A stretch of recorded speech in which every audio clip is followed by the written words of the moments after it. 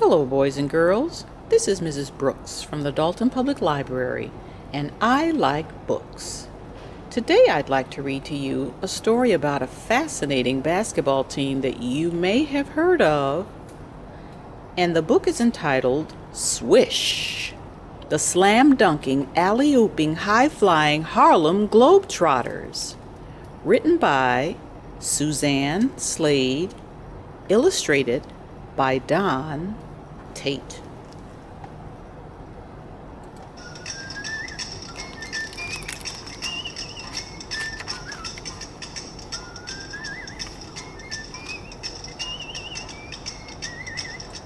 It all started with those boys thumping basketballs up and down Chicago's South Side, in alleys, driveways, and parking lots. Raw talent, determination, and worn-out sneakers, practicing non-stop layups, all-net free throws, and sky-high jump shots.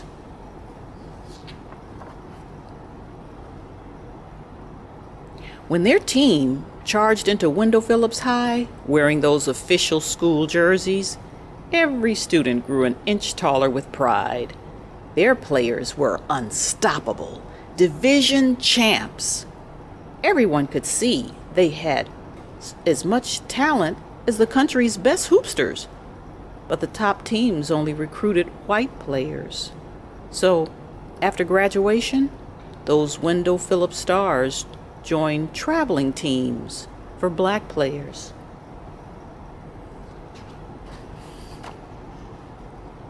Before long, a few players met a small man with a big dream, Abe Saperstein, who helped them form their own team, the Harlem Globetrotters. The name sounded grand, like they played all over the world. But, well, not quite. But they barnstormed their way across America. Little Abe and 5 giant players, Toots Wright, Kid Oliver, Fat Long, Runt Pullins, and Andy Washington. They squeezed into an old Model T and chugged from town to town, searching for anyone who would play, farmers, students, lumberjacks, and people who could pay to watch. 7 nights a week, the road-weary team played ball, healthy, sick, or injured, and won nearly every game. But hometown fans didn't like out-of-town hot shots skunking their team. Soon the Trotters came up with a plan. Smack in the middle of the game, each player performed a ball-handling trick, while the others took a short rest.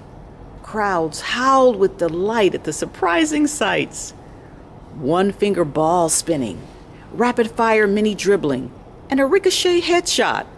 Suddenly, people didn't mind when the hilarious Trotters beat their team. The Globetrotters played wherever they could. Barns, basements, even the bottom of a dried-up swimming pool. The crowds laughed and cheered, but as soon as the game ended, the cheers stopped. The tired, hungry players weren't always welcome in hotels or restaurants. They couldn't use most gas station restrooms or phones. Nearly every drinking fountain wore a "Whites Only" sign. Downhearted, yet determined, a new fire fueled their game. The Trotters would prove that all players, all people, deserved to be treated the same. With their fancy footwork, fast passes, and one-hand dunk shots, they played the most breathtaking, groundbreaking ball the country had ever seen. Years bounced by. Older players retired. New ones stepped in. Goose Tatum, the clown prince, who rolled that ball across 84 inches of steel-strong arms. Marquise Haynes, a dazzling, dizzying dribbler with lightning-fast hands. Boyd Bowie, a spectacular sharpshooter who had only one arm. With their slapstick tricks and pinpoint shots, the Trotters game became known as the Show. They made the game look so easy, people didn't even notice their incredible talent. But this team was more than a show. They were skilled athletes, expert players, and electrifying performers, all rolled into one. Professionals at the game. But the professional basketball teams didn't allow black players. Determined to make people see their talent instead of their skin color, the Globetrotters challenged the best team in the National Basketball League, the mighty Minnesota Lakers. What? You could almost hear the nation gasp. A pro team play those high-flying showboats? How ridiculous. Yet the Lakers agreed. They couldn't wait to trounce the Trotters.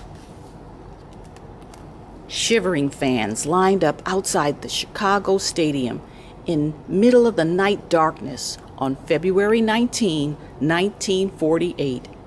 People across the country slapped down sure bets, easy money. No way the Lakers could lose. They had a 6'10" giant, George Milken. Surrounded by a raucous, record-breaking crowd, the Globetrotters jogged out in comical striped shorts. But they left their tricks behind. Tonight was straight-up serious ball. Right from the start, Goose stuck to Milken like gum on a shoe. Yet Milken quickly scored 18 points and blocked every shot Goose put up. By halftime, the Lakers were ahead, but the Globetrotters fought back and tied the game.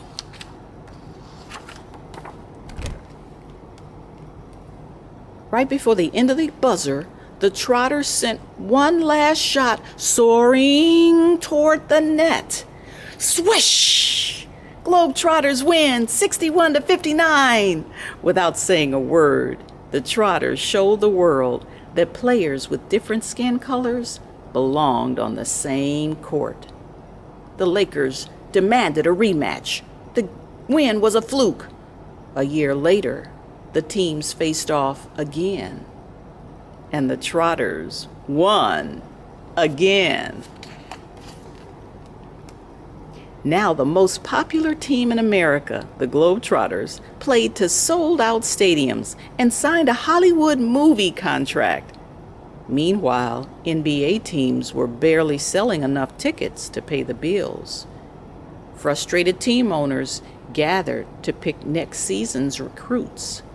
One by one, they carefully considered each athlete's talent, and suddenly, their whites-only rule seemed ridiculous. Then something incredible happened.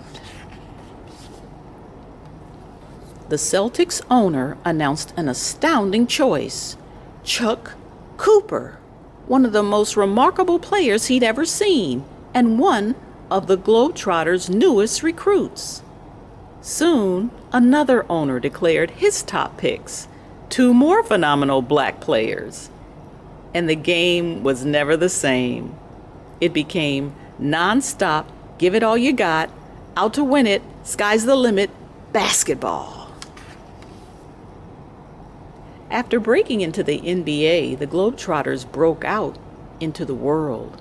They played in a dusty bull ring in Peru, in a cow pasture in New Zealand, and on a court built over barrels in Germany. The crowds were astonished by their slam dunks, alley-oops, and other high-flying surprises.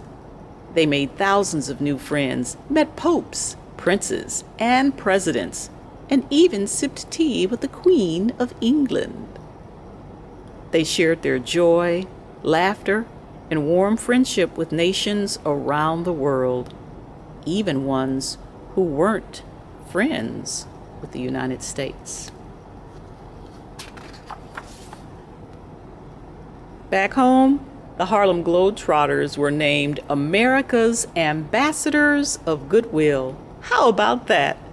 The team that brought black and white America closer together brought the world a little closer together too, and lived up to their Globetrotter name after all.